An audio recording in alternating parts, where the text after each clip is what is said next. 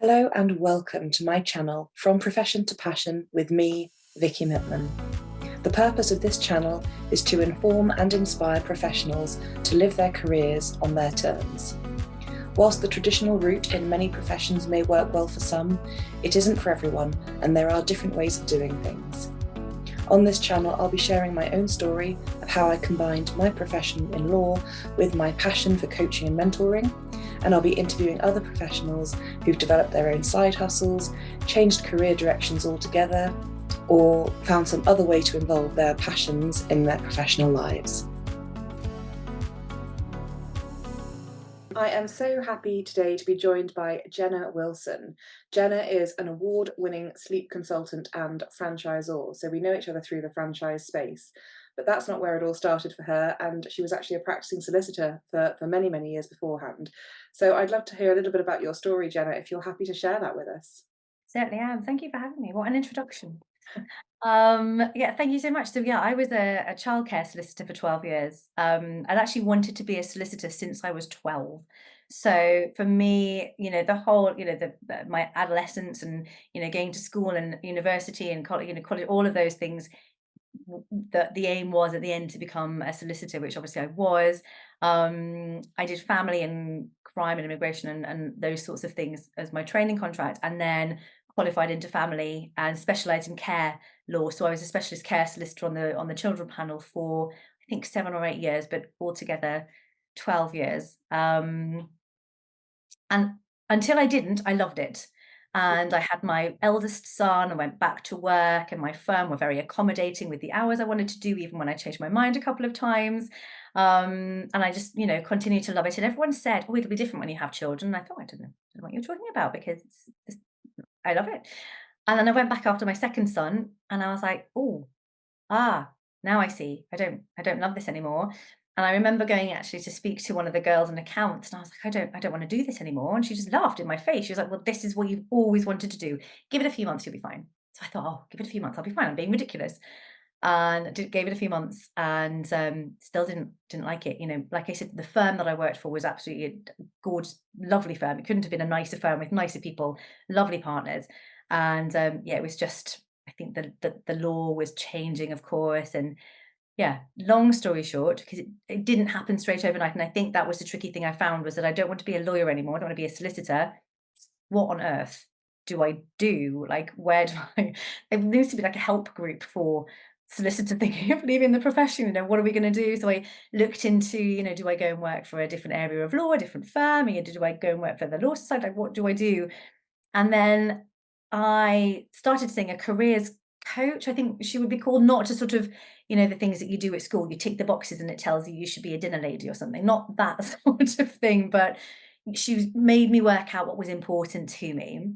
And when I was pregnant with my daughter, who is now 7, I kept seeing an advert for to become a sleep consultant. And I ignored it and I ignored it. And I was like, oh, I can't help feeling someone's trying to tell me something. Not really into, wasn't at the time, wasn't really into the universe trying to tell me something, but it was.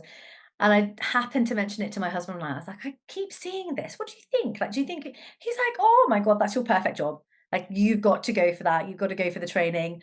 So that would have been 8 years ago now. 8 years ago, I did the training, and I then was a solicitor. While I was pregnant, I was a solicitor and did a little bit of sleep work because I thought, well, if I'm really seriously thinking about this jump, this leap, which of course it is, I need to make sure I want to do the thing that I'm going to do. And so, did that for a little while, had my daughter. I think my first actually, one of my first clients was a barrister who I'd instructed because I couldn't do the hearing because I was doing my training. And she was like, "Oh, you were saying do you think you could help me?" And I was like, "Yes." Absolutely. Um, yeah. And so I did a bit of both, did some when I was on mat leave and then didn't go back after my mat leave. Um, Set up little dreams. And here we are. Wow, and I think it's really lovely to hear your story because I think so many people that I speak to have those same sorts of feelings. Like, I mean, Mhm. not many people will have said they wanted to be a lawyer at 12, so Yeah, that's probably a bit different. But certainly having that really like strong attachment to the career, you've been a yeah, solicitor all of your life since university, and you've been there a long time. That's what you're qualified to do. It's your professional identity. And like just making a leap and making a change is a big thing, and it doesn't have to happen overnight.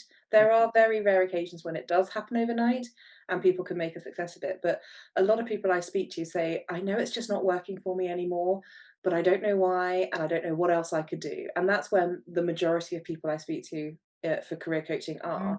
mm. And actually, it's figuring out, like you said, what's important to you, what are the priorities, what are the interests, because there might be a load of interests outside of law, which are really, really Do you interesting have to any? people, especially those that you forgot about because you've been a Yeah. lawyer for so long. Yes. And I think that was actually an integral part of being able to be open to to this opportunity that I don't know that I would have done had I not seen a careers coach. Yeah. I don't know that I would have yeah, been as open as I was to it. You know, it wasn't sort of a magic fix where she was like, "This is what you should do," but that wouldn't have been the right thing. I needed that time to work out what was important to me, and be open to these options. And also, it's quite rare that you would take the time to spend thinking about what you could do, but you need someone to push you, because she'd ask me something and I'd be like, "Well, there's 5 answers," and she's like, "Okay, well, I want 20." Whereas it's kind of like having a personal trainer, I suppose. If you might go to the gym and do 5 press ups and your personal trainer says, "Well, I want 20." Yeah. You've got to dig deeper and work harder for it. And for me, I think that was an integral part of being able to make that change, make that leap, from being a solicitor to a sleep consultant. Yeah, that's a really interesting, and again, I've had similar conversations with lots of people about this because they'll say, initially, particularly professionals, lawyers are very good at it, giving an answer quickly and Yes. definitively and Yep. making a very clear case for why that's the answer. But then if you sort of almost deliberately slow them down to make them a Mm. little bit uncomfortable and make them challenge the answer and why, and the why behind that why, Mhm. you open Mhm. up a lot more. And when I first had career coaching myself, I realized there was a lot more about me than I thought I was, really capable of, and, Yeah. it was amazing to me that I had all of that there, and also I did know it, I just needed to be challenged a little bit more, a bit Yeah. like, as you say, if you work with a personal trainer, you'll probably be able to lift heavier weights than you thought capable of, or push yourself to run further than you might have Yeah. done before. Because sometimes a coach or a trainer will help you get the best out of yourself, and that's very much why I went into coaching, to help people get the best out of themselves and their teams, but with the career side particularly, to help professionals see that there is something further and that all of their professional skills and things might be useful in Yeah. different things. And I, Yeah. I also liked how you said about your transition wasn't sort of an overnight thing. It was a process where you were a solicitor for a while and then did your training alongside it before you were ready to make the Yeah. leap. So tell me a little bit more about how that kind of worked alongside your professional role? Because I think a lot of people are interested in keeping the consistency, some of the Mm. income, and Mm. also being able to Mm. take a step back if they want to. And I don't think that's a bad thing. I've never been a coach that said, no, no, you've got to pack it all in and just jump, hope for the best. Because that's not always right for people. And, that it might be that actually they're not quite ready to make that leap because what that leap is not quite right for them, or that's only the first step in the process. Yeah. And I think that's especially true, having a career or profession like a solicitor, because like you said, it's your work identity, but it also becomes part of you as a person. If someone were to say to me, what, hi, who are you? I'd probably introduce myself like, "Hi, I'm Jenna, I'm a solicitor, I'm this, that, and the other," that sort of thing. Obviously, I don't do that now, but, we one of the reasons that we set up the franchise of Little Dreams was to kind of help women. We're looking for women who have a career identity, who identify with a career, but actually it's not working for them anymore. And so that's really important to us. And yeah, it was such a huge part of my identity, being a solicitor, that I really needed something that would almost replace that. Yeah. But it wouldn't have been, I wouldn't have felt comfortable, because being a solicitor is such a huge part of my identity. I wouldn't have felt comfortable, Friday being a solicitor and Monday not being a solicitor anymore, or, being a sleep consultant. So it was a very long process. So, there's 2.5 years between my children. And I, decided I didn't love it anymore when I went back after my middle one, and trained while I was pregnant with my third, and didn't go back after mat leave. So there was probably a good 2 years from me thinking, "Oh dear, right, now what?" to actually finding the answer and stepping away from the law, which is a long time. And I obviously struggled with that as a solicitor because we, like you said, we like to have the answers quite quickly. It's like, right, this is a problem. How do we solve it? And when you're kind of like, well, I know I need to leave the law, but not quite sure what happens next. That's that's sticky. Yeah, and I think you were saying earlier when we were talking before the video about um, finally giving up your practicing certificate or having that expire. Yeah. So how did that feel? Because that's something that, because I'm still practicing, I still have, but a couple of friends of mine have said to me, like, it was a bit of an odd thing, like not being a practicing solicitor anymore, but actually sounded like you felt quite comfortable with it because it had happened perhaps gradually in the way that you wanted it to. I think it did. I did hang on to it for a year or two. I did kind of renew it myself when I wasn't with the firm, just in case. Although it had been, a while that I'd taken to make that jump, I was like, well, I just want to make sure. And I think it was only perhaps a year ago, maybe two, that I had, I was getting a lot of emails saying, if you don't fill in this form or whatever I had to do, you're not going to be on the roll anymore. And I didn't feel like I could email back and say, that's fine, take me off now. I sort of stuck my head in the sand a little, knowing what was going to happen. It didn't feel like I could say, "Oh, yeah, that's fine, you do that." But then when it happened, I got the email to say, "Okay, now you A, you don't have practicing super, but B, now you're off the roll." I was very at peace with that. I think because it had been, Yeah. I wouldn't ever really. The thought of being a solicitor to me, I don't identify really with that anymore.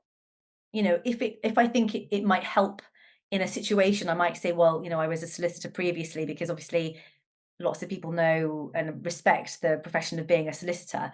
And so, I might say that to somebody, but the thought of doing it We're again going back to what is it was. not, not, not a comfortable thought for me. And it's nice to know actually that your identity has evolved, and I Yes. have spoken about this on other videos with other guests of these Mm, videos, that our identity does evolve and change over time, a bit like our style choices and yeah. maybe our haircuts and sort of the cars we drive, the Mhm. choices we might make in a restaurant, things do evolve over time. So just because you wanted to be a lawyer when you were 12 and you were a practicing lawyer for many years, it doesn't mean that you always have to want to be that. And it might be now that this is absolutely the right thing for you. And in Mhm. 10 years' time, there might be an evolution again, because, as we age, things change. Mhm. Yeah. So I think and that's being flexible and being interested and curious about where we could go is really fun for me. And I think as well, because I was in my mid-30s, and I just thought, it's not like I'm thinking, well, I'll just do it for another couple of years and then I'll, retire or what have you. There was a lot of time left. Yeah. And I thought I don't want to just sort of coast through or do something that I'm not really loving and that I get out of bed on a morning and think, oh, gosh, I get to do this. It was like, oh God, right, what about, oh Lord, right, it was that sort of thing. The Sunday night blues, everything. How am I going to work? Oh, I've got a case that starts at 2. What happens if it's not finished in time for me to get to nursery? Like all of these sorts of things. Whereas, now I get the Sunday night excitement. I'm like, oh, this week I'm getting to do this and then what have you. And I wake up on a morning, I'm like, oh, I get to do this, or meeting Vicky for a podcast or whatever it might be. I really enjoy pretty much every aspect of both sides of things, both helping, families and children and babies to sleep, but also the franchise side of things. It's such a lovely, Yeah. I count myself very lucky actually to be able to wake up pretty much every day and be excited about what I get to do. I love hearing that, and that's how I feel too, actually. I feel that even though I am still a practicing solicitor, I have niched down into Yeah. exactly what I want to do. So there aren't random other things that I have to work on that I don't really want to. Like, I've really got this lovely group of clients, and I'm very happy working with Nina, who I consult for. I'm a director of her company now, and it's very much as I would if I could have painted a picture of my legal career, if I was capable of painting, it would have looked like this. But it also gives me the chance to do this career coaching work with professionals. And the reason I called it From Profession to Passion was exactly the reason you said. I want people to really be excited to get up in the morning and to not Yeah. dread Monday mornings and to have fun with Mhm. their careers, because all the work we put in, whether you're a lawyer or any other professional, you put in a lot of hours, a lot of learning, money, personal Art, sacrifice to do all thought, of that. yeah, And and that should all still be, it's part of you. It's not like anyone takes away your experience in your education. yeah, That's still there, and that can be funneled into lots of different things. And it might be there's something really really fun out there that people can do using a lot of their previous experiences. mhm, So mhm. yeah, following on from that, if there was someone that you came across who was in the same position, saying, I'm just not really sure what I want to do in life, what would they've been a solicitor maybe for a number of years, and that's how they identify. What would your advice be, having been on your own journey? I promise that I have not been paid to say anything like this, but it would be to get like a careers coach. I think that that was, I don't think I could have, like I said, I don't think I could have been open to it. I think, and I just remember how uncomfortable that position is, thinking, this isn't right for me. What in the goodness do I do? Because for me, I was 12, this is literally my life's journey since I was 12. And I was an associate and I was on the panel and they were my aims. That's what I wanted to achieve. And I was like, brilliant, I've done it. And then I was like, but I don't want to do anything more. I didn't want to be a partner, bizarrely. I didn't actually want to be a judge. So I was like, well, no, I don't just want to coast. It's not really in my personality. Um, and I suppose give yourself time and accept that it might not be a quick fix. And if it's a quick fix, that might not be the right thing, but definitely go and find someone like yourself, who can, literally coach you through it and work out what's important and work out, and then that's not going to resolve the problem. That's not going to necessarily give you the answer that you're looking for straight away, which again, as solicitors and lawyers, it doesn't sit well with us. But actually it's then going to give you the or reawaken, I suppose, the skills that you're going to need to see what's right for you when it comes. That was a fluffy answer, wasn't it? But you know No, what I mean? I think it works actually though, because it does. It deliberately, it's not concrete. And whilst Yeah. lawyers do love it to be certain, actually, the fact that it's not concrete, it's unsettling. But it's good to hear that from Mm, somebody else who's done it and who's successfully pivoted into a passionate role now that they've got. It is good to hear that actually it's about the process and about being open and aware, and and seeing things with a different lens. That's all really, really helpful, because a lot of stuff can come up when we're a little bit curious. It can help us look yeah, at possibilities rather than focus on what isn't working. And that's always part of it. And it's part of my sort of course that I run with professionals who are looking to make a change. It's focusing on mainly what they'd like to do, what the possibilities are, what their skills and experiences could allow them to do, rather mm, than focusing on what doesn't work. But yeah. that's part of the journey, because you've got to know what you're really not liking. But usually the things that don't work well for Mm. you, whether it's the long hours or whether it's the tyrannical boss, there's usually something within there that will tell you a lot more about yourself Yeah, rather than just the actual root cause. I mean, someone was saying to me recently that um, they just never got enough sleep because they were working late, and then by the time they got home, they were exhausted. They were snappy with their partner, then they spent some time apologizing for being snappy, and then they watched Netflix, because if they couldn't sit down and have a few minutes of peace and quiet and enjoyment at the end of the day, what's it all for?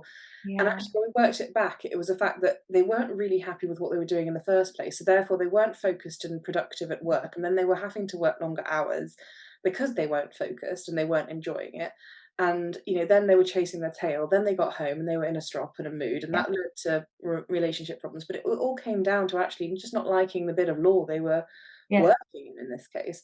So actually, for them, it was a case of, well, I do like some aspects, though, just not this bit. And then what their pivot was entirely internal. They stayed at the same firm, and they spoke to their direct team head about a pivot where they could focus on other work, and it has completely changed how they feel about life amazing. and work. But it's amazing, if you look at any of the things that you want or you don't want, the path that you find out, and that sort of awareness and Mm. curiosity that you come when you dig a little bit deeper, can be so revealing. And you're unlikely to do that yourself. And I Yeah, think that's sort of quite important as well, is that you're unlikely to sit down and make yourself feel uncomfortable. yeah, Almost like, the personal trainer in the gym might make you do more things and make you more sweaty and make you feel more uncomfortable and, yeah, those sorts of things. You kind of need someone who knows what they're doing yeah. to And make you to keep feel pushing past that point of resistance, exactly. but not to a point of damage and Yeah. destruction. Yeah, absolutely. Well, Jenna, it's been so helpful to hear your story. I'm sure a lot of people will really resonate with it. If anyone wants to get in contact with you, either to find out more about sleep consulting and Little Dreams, or just to have a chat with you because you've done this, you've had this pivot, what's the best way for them to do that? They're very welcome to either give us a call, all our contact details are on the website, or an email. My email is jenna@littledreamsconsulting.com, but we are most places. I'm on LinkedIn, we're on Facebook and Instagram and YouTube and everywhere. And we also have a lot of details about the franchise on the website as well. You can download a prospectus on the website if you think, do you know what, maybe, I'm sat here thinking, this is not, I don't love my career, what do I do? Maybe Maybe you being could run your own being a business. sleep consult, yeah, exactly, running my business, yeah, 100%. So A lot of people I've spoken to, not so much as my career coaching, but some of my friends who are in law or some of my other friends in the professional services, they're saying, actually, I want a business that I can design around my childcare and around other stuff. And they've looked at, kids' activities like swimming and things like that, which they've enjoyed taking their children to. And they say, actually, maybe I could build a business with something like water babies or puddle yeah, ducks or swim time. yeah. There's so many things in the franchise space that might be good options for, professionals looking to do something different. They really are, especially if you're looking for flexibility. I think ours is sort of probably one of the most flexible franchises out there because you're not tied to classes. Mhm. So obviously, so many of the franchises are amazing, and the children's classes are fantastic. But ours, you completely run your own diary, and so you think, oh, it's going to be sunny next week. I'm going to try and not book any appointments, and I'm going to work by the pool. Which is something that I would never have been able to do as a solicitor. But it's, It's not I've usually an option to say, "Oh, it's sunny, I'm not gonna work today." But actually, or to Your work Honour, in a could we different way. hold this hearing by the pool? Would that be acceptable? Everyone would get on a bit better, I'm sure. Yeah. Um, and, working from abroad, we work all over the place. I think, Faye and I always joke that we've worked from somewhere like Lake Orta or Tenerife or Disney to A&E, so we can pretty much work from anywhere. Yeah, and I think that flexibility is so important, now following COVID more than Yeah, ever. And, did a post last year when I was on holiday with my parents, and mm, my best friend and her husband had come over to visit because she's been my friend since we were at school. Everyone was in the pool having a good time. There was laughter, joking. We'd all had lunch together. And I said, "Oh, I've just got to do a couple of emails." And nobody said, "Oh, that's really bad. You shouldn't work on holiday," because they know that I can work from anywhere. And mm, actually, the joy of it is for me is that that doesn't feel like work. It is work. I'm paid for a service, yeah. I'm legal service or my coaching, but it's not unfun. It's like I could do that for an hour or two and then, join my family and friends Yeah. again. And it's not like a big problem. I could do that from Portugal, which was I lovely. I do exactly the same, and, if I was by the pool and, as long as I've kind of got my work phone on me with my emails, I can pretty much do anything, and someone said, "Oh, do you have to work on holiday?" And I was like, "Oh, I mean, I You have guess. to work on Actually, I'm enjoying it, so I don't really mind." And, that we'll have breakfast, and then I'll do my calls for an hour. The kids will go to the pool. I'll meet them by the pool, and, then I'll just be sort of checking emails and what have you. But, I'm like, well, yeah, theoretically, I'm working from by the pool, but actually, I love doing this, so I actually don't mind. and it's And on your terms. It's not exactly, like someone is forcing you to work on their terms. You're like, "Oh, I get to, yes, to talk to these people." And also you have probably got teams of people that can help yeah, in your absence if we you do. want to go completely off grid. But actually, if you enjoy doing it, what's the harm doing it from a sunbed if you're able Yeah. to? I think that's There's like lovely. a running joke that whenever I go on holiday or Christmas or basically have time away from the office, that Faye receives the email, which is basically the email of all the thoughts that I've had whilst we've been away. And I'm like, "Oh, we could do this. Oh, I know what we should do." And, the franchisees are like, "We're looking forward to getting Faye's email," because I send it to Faye and then she goes, "Right, okay, let's, calm this down a little bit Yeah. before we disseminate it." But, that's definitely a running joke because I just get so excited by what I'm able to do, and, that I can't help myself. I love hearing that. If you're that excited, that's a good thing, and well done you for making such a successful transition. Thank you. It's been delightful to have you here. Thank you for joining me. Thank you so much for having me. Thank you for watching this video, and I hope it's provided some food for thought. If you've enjoyed it, please subscribe below and feel free to like or comment. I'd love to know what you think. If you're interested in hearing more about this, please join my Facebook community, From Profession to Passion with Vicky Mittman. I'll see you next time.